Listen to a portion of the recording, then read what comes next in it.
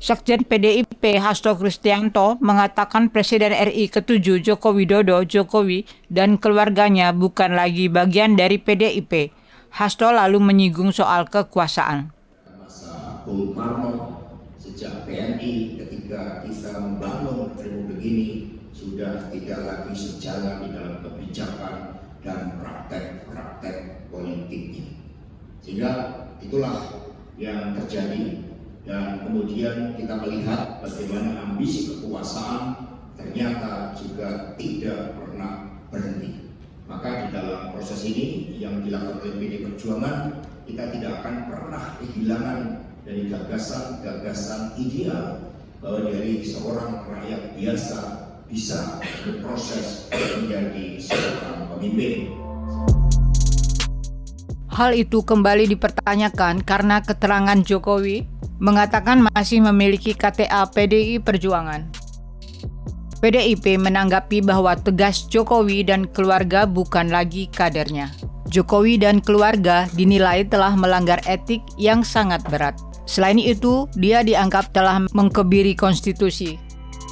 Ketika Saudara Gibran dan Bobi dicalonkan oleh partai politik lain, dan kemudian itu juga di-endorse oleh Bapak Jokowi, apalagi melalui suatu proses mencederai konstitusi dan demokrasi itu, terbukti dengan pelanggaran etik yang sangat berat terhadap Saudara Anwar Usman.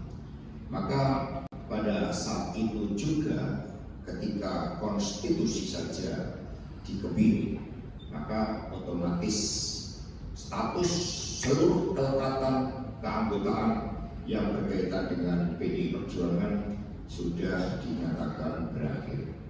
Mengapa? Karena PDI Perjuangan digerakkan oleh suatu cita-cita, dan itu dibuktikan dengan pengiriman surat dari DPC Kota Surakarta, tempat KTA Mas Gibran berasal, yang memberitahukan bahwa berdasarkan undang-undang partai politik dan ADART partai, keanggotaannya secara otomatis berhenti.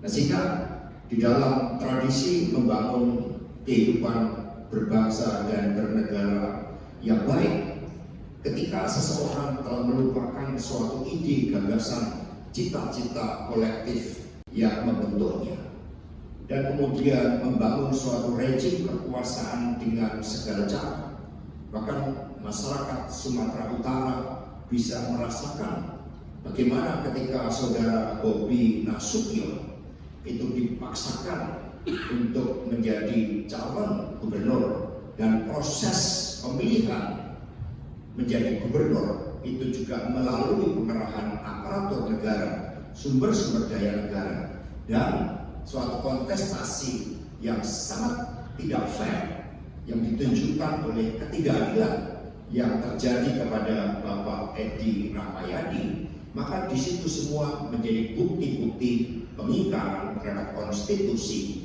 dan demokrasi itu sendiri.